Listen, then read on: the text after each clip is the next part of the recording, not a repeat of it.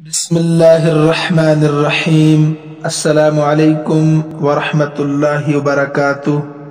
عزیز طلبہ و طالبات، ہم نے کتاب اصول الشاشی سے صفحہ نمبر 5 کے آخر تک 3 سبق مکمل پڑھ لیے تھے۔ عزیز طلبہ و طالبات، آپ کو یاد ہوگا کہ سبق نمبر 3 میں ہم نے ایک تو خاص کا حکم پڑھا تھا مع اختلاف ائمہ، یعنی امام ابو حنیفہ رحمۃ اللہ علیہ، امام شافعی رحمۃ اللہ علیہ کے نزدیک جو اختلاف تھا، امام صاحب رحمۃ اللہ علیہ فرماتے ہیں کہ خاص پر قطعی طریقے سے عمل کرنا واجب ہے، اور امام شافعی رحمۃ اللہ علیہ فرماتے ہیں کہ اس پر قطعی طور سے عمل کرنا واجب نہیں ہے، اس لیے کہ خاص سے حکم قطعی ثابت نہیں ہوتا بلکہ حکم ظنی ثابت ہوتا ہے، تو لہٰذا اس پر عمل کرنا بھی یقینی طور پر واجب نہیں ہے۔ اسی پر ایک مثال ہم نے پڑھی تھی، والمطلقات یتربصن بانفسہن ثلاثۃ قروء۔ میں نے آپ کو بتایا تھا کہ آیت جو ہے آزاد عورت کی عدت کا بیان اس میں ہے، جس کو 2 طلاق رجعی یا طلاق بائنہ دے دی گئی ہو اور اس کو حیض بھی آتا ہو، تو اس کا حکم کیا ہوگا عدت کا؟ دونوں حضرات کا مستدل یہی آیت ہے۔ امام ابو حنیفہ رحمۃ اللہ علیہ ثلاثتن کو خاص مانتے ہوئے فرماتے ہیں کہ قروء سے حیض مراد لیا جائے گا، تبھی جا کر ثلاثتن پر عمل ہو سکے گا، لفظ 3 پر، مکمل 3 پر۔ امام شافعی رحمۃ اللہ علیہ فرماتے ہیں کہ قروء سے طہر مراد ہے۔ ان کی دلیل کیا تھی؟ ایک قاعدہ نحویہ کہ 3 سے لے کر 10 تک عدد معدود کے خلاف آتا ہے، تو یہاں پر ثلاثتن مؤنث ہے تو قروء اس کا مطلب مذکر ہے، اس سے طہر مراد ہے۔ تفصیل سبق میں موجود ہے۔ آج اس کے بعد ہم نے 7 مسئلے مع اختلاف ائمہ، یعنی امام شافعی رحمۃ اللہ علیہ اور امام ابو حنیفہ رحمۃ اللہ علیہ کے نزدیک ان 7 مسئلوں میں اختلاف پھر ہو گیا، اسی اختلاف کی وجہ سے کہ عدت حیض سے گزاری جائے گی امام صاحب کے نزدیک اور عدت طہر سے گزاری جائے گی امام شافعی کے نزدیک۔ وہ 7 مسئلے بھی تفصیل کے ساتھ کل کے سبق میں آ چکے ہیں۔ آج ہم پڑھنے جا رہے ہیں خاص کی ایک اور مثال۔ دیکھیے، وَكَذَلِكَ قَوْلُهُ تَعَالَى قَدْ عَلِمْنَا مَا فَرَضْنَا عَلَيْهِمْ فِي أَزْوَاجِهِمْ۔ پہلے مسئلہ سمجھ۔ امام ابو حنیفہ رحمۃ اللہ علیہ فرماتے ہیں کہ ثلاثتن کی طرح ہی فرضنا اس آیت میں خاص ہے۔ فرضنا کے معنی ہے متعین کرنا، مقرر کرنا، یہ قدرنا کے معنی ہے، یہ قدرنا کے معنی میں ہے، انہیں مقرر کرنا، متعین کرنا۔ امام ابو حنیفہ رحمۃ اللہ علیہ فرماتے ہیں اس فرضنا سے مراد ہے اللہ پاک فرماتے ہیں کہ ہمیں معلوم ہے جو کچھ ہم نے تمہارے اوپر متعین کر دیا ہے تمہاری بیویوں کے بارے میں۔ امام صاحب فرماتے ہیں اس سے مہر مراد ہے، فرضنا سے مہر مراد ہے، اور متعین مہر مراد ہے، متعین مہر مراد ہے۔ اب وہ کتنا مہر ہے؟ فرضنا کے معنی قدرنا، متعین کرنا، اس سے متعین مہر مراد ہے، وہ کتنا ہے؟ اس آیت میں اجمال ہے۔ پھر ہم نے جب دیکھا ایک روایت ہمیں ملی، وہ ہے حضرت جابر رضی اللہ تعالیٰ عنہ کی روایت، اس میں لکھا ہے لا مہر دون 10 دراہم، کہ 10 درہم کی مقدار سے کم مہر نہیں ہو سکتا ہے، 10 درہم کی مقدار سے کم مہر نہیں ہو سکتا ہے۔ تو امام ابو حنیفہ فرماتے ہیں فرضنا خاص ہے، اس کا معنی متعین کرنا، مقرر کرنا، اس کا مطلب ہے مہر متعین ہے، اور کتنا متعین ہے وہ حدیث سے ہمیں پتہ چلا، لا مہر دون 10 دراہم، کہ 10 درہم سے کم مہر نہیں ہو سکتا.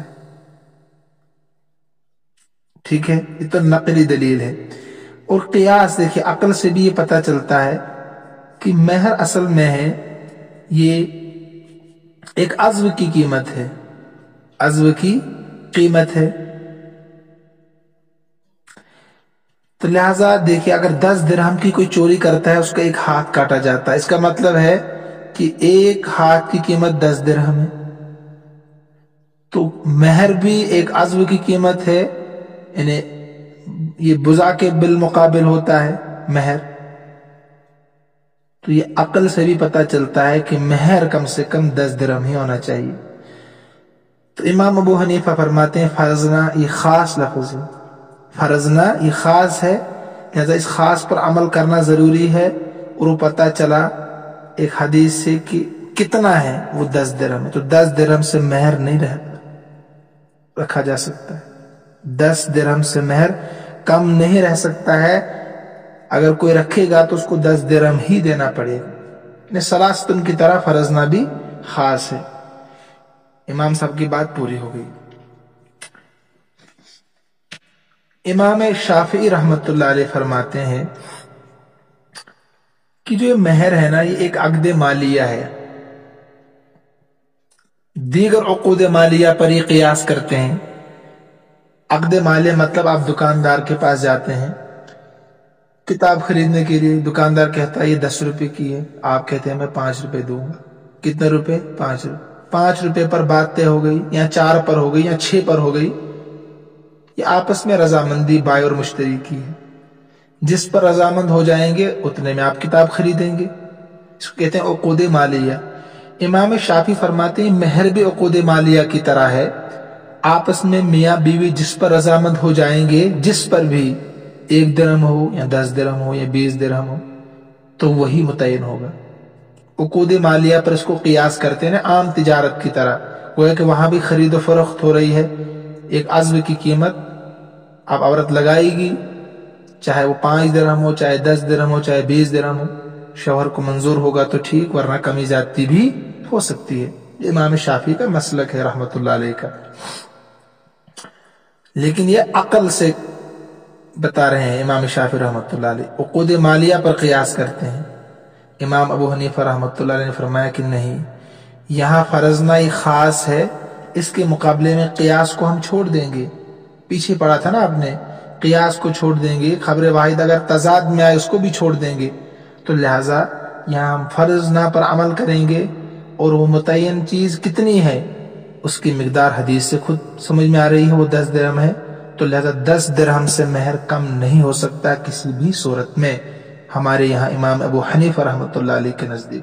اور امام شافعی فرماتے ہیں کہ مہر عقود مالیہ کی طرح ہے، جس پر بھی میاں بیوی رضامند ہو جائیں گے تو اسی کو متعین کیا جائے گا.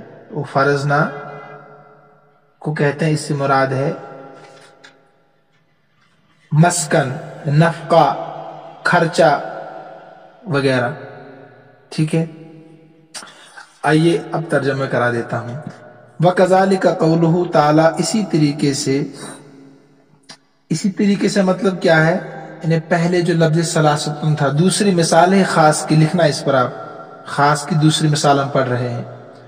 اسی طریقے سے انہیں پہلے آیت کی طرح لفظ ثلاثتن کی طرح اللہ تعالیٰ کا فرمان ہے قَدْ عَلِمْنَا مَا فَرَضْنَا عَلَيْهِمْ فِي أَزْوَاجِهِمْ.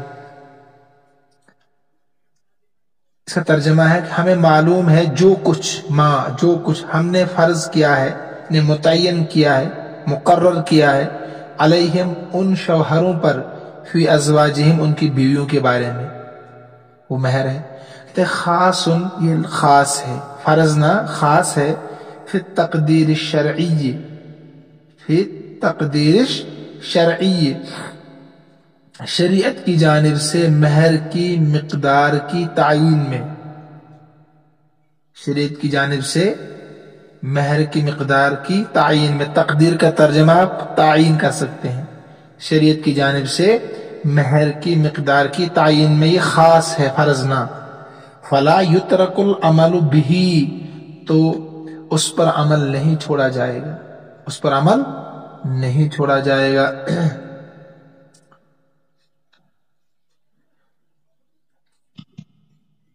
बिएतिबार अन्नहु अक़द माली, एतबार करते हुए कि ये यानी महर अक़द मालिया की तरह है, जिसे मैंने आपको समझा दिया। अक़द मालिया इमाम शाफी रहमतुल्लाह अलैहि से फरमाते हैं।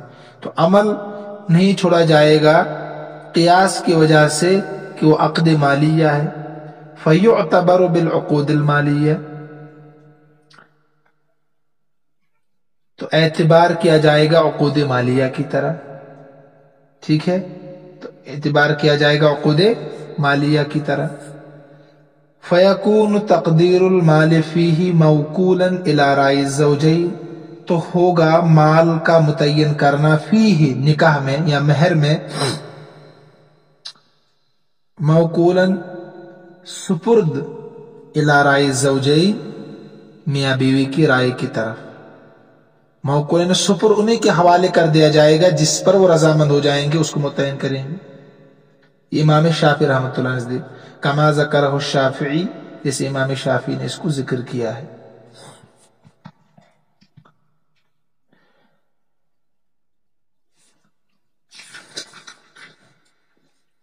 उसके बाद देखिए वो फर्रा अला हाजा,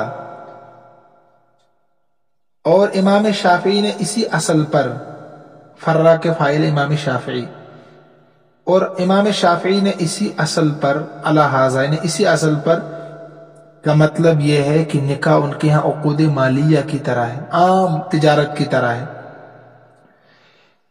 और फर्रा अला हाजा इमाम शाफी ने इसी असल पर अन्न तखल्ली लिनफ़्लिल इबादत अफ़ज़ल मिनल इश्तिगाल बिन निकाह, कि तन्हाई इख्तियार करना, अन्न तखल्ली कि तन्हाई इख्तियार करना नफली इबादत के लिए अफजल है निकाह में मशगूल होने से। आम तिजारत की तरह जब निकाह है, आम तिजारत की तरह, तो निकाह करने से बेहतर है कि इंसान नवाफिल में मसरूफ रहे, मस्जिद में बैठकर अल्लाह अल्लाह करता रहे।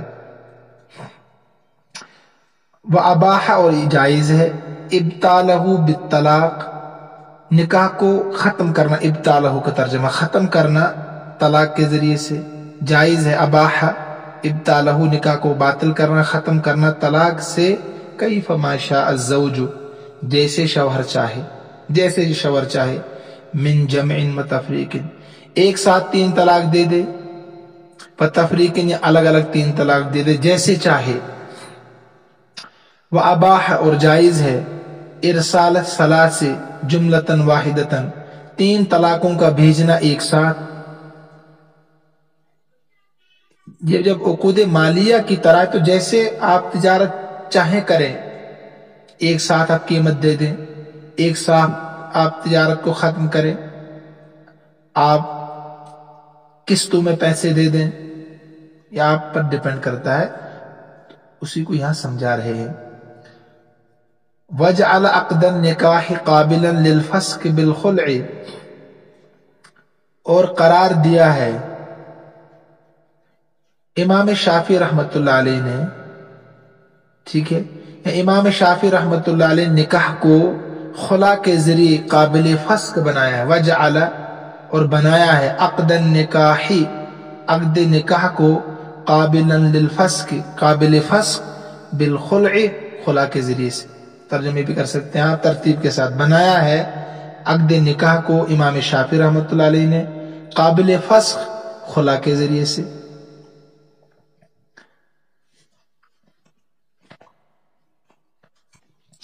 देखिए बातें तो आप समझ गए। ऊपर इमाम शाफी रहमतुल्लाह अलैह ने फरमाया कि निकाह से बेहतर है आप नवाफिल में मसरूफ रहें, या उसको ख़त्म करें निकाह को जैसे आप चाहें, 1 तलाक 2 3 कर करके, या एक साथ 3 तलाक़ें आप दे दें।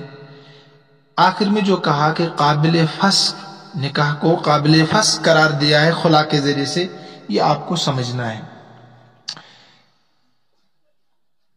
हमारे यहाँ जो खुला होता है, मसलन अगर शौहर ने बीवी से कहा मुझे आप 10,000 रुपये दे दो तो मैं आपको तलाक दे दूंगा, मैं आपको छोड़ दूंगा, इसको खुला कहते हैं। जब खुला हो जाता है तो इसका मतलब है 1 तलाक बीवी को पड़ गई। कितने तलाक हैं? ایک طلاق پڑ جاتی ہے. جب ایک طلاق پڑ گئی، اگر وہ دوبارہ سے اس کو نکاح کرے، اس سے دوبارہ نکاح کرے تو 2 طلاق کا مالک رہے گا. اگر 2 طلاقیں دی ہے خلا کے وقت تو 1 طلاق کا مالک رہے گا. اب اگر دوبارہ نکاح کرنے کے بعد 1 طلاق اور دے دی، اس کو 3 طلاق پڑ گئی ہے، اب بغیر حلالہ کے اس سے نکاح نہیں کر سکتا ہے. اس سے نکاح کرنا اب جائز نہیں ہوگا، ہمیشہ کے لیے وہ حرام ہو گئی. لیکن امام شافعی فرماتے ہیں کہ جو خلا ہوتا ہے یہ ایسا ہے جیسے کہ یہ نکاح تھا ہی نہیں. چاہے 1 طلاق ہو 2 طلاق ہو، یہ اس کو طلاق مانتے ہی نہیں. یہ کہتے ہیں کہ نکاح بالکل ختم ہو گیا، اب اگر دوبارہ سے نکاح کرنا چاہے اس سے تو 3 طلاق کا مالک رہے گا شوہر، 3 طلاق کا مالک رہے گا. یہ مطلب ہے قابلا للفسق بالخلع. اور ہمارے یہاں یہ مسئلہ بھی ہے کہ جو نکاح ہے اس سے بہت ساری دینی اور دنیاوی مصلحتیں بھی متعلق ہیں. یہ نکاح ویسے ہی نہیں ہے قد مالک کی طرح جیسے چاہے طلاق دے دے، 1 دے دے، 2 دے دے، 3 دے دے، جب چاہے دے دے. بلکہ اگر نکاح کو ختم کرنا ہے تو گویا کہ ایک بہت بڑی نعمت سے انسان محروم ہو رہا ہے جو اللہ کی طرف سے اس کو اور بہت بڑا گناہ بھی ہے. ابغض المباحات الی اللہ الطلاق. طلاق دینا بہت بڑا جرم بھی ہے بغیر کسی شرعی عذر کے. تو لہٰذا ایک طہر میں 1 طلاق، دوسرے طہر میں 2 طلاق، تیسرے طہر میں 3 طلاق، اور ایسے طہر میں طلاق دے جس طہر میں بیوی سے وطی نہ کی ہو، بیوی سے وطی بھی نہ کی ہو. استقرار حمل کی وجہ سے ہو سکتا حمل ٹھہرا ہو بیوی کو، اب اس کی عدت بیچاری کی 9 مہینے ہو جائے گی، تو لہٰذا ایسے طور میں طلاق دے جس میں وطی نہ کی ہو، 1 طلاق. پھر دوسرے طور میں 2 طلاق، تیسرے طور میں 3 طلاق. ایک ساتھ 3 طلاقیں دینا ہمارے یہاں جرم عظیم ہے. طلاق تو پڑ جاتی ہے لیکن بہت بڑا گناہ بھی ہے. اور امام ابو حنیفہ فرماتے ہیں ہمارے یہاں بعض صحابہ کا قول بھی ہے کہ 3 طلاق دینے والے شخص کو مستوجب قتل سمجھتے تھے، یعنی قتل کرنے کے قابل جو 3 طلاق بیوی کو ایک ساتھ دے دے. لیکن اگر کوئی طلاق دے دے گا گناہ تو ہے مگر طلاق پڑ جائے گی، تو لہذا طلاق دینے کا طریقہ یہی ہے کہ ایسے طور میں طلاق دے جس میں بیوی سے وطی نہ کی گئی ہو، اور پھر دوسرے طور میں 2 طلاق دے دے، اور تیسرے طور میں 3 طلاق دے دے. بہرحال یہیں تک رکھیے، انشاءاللہ اس سے آگے ہم کل پڑھیں گے.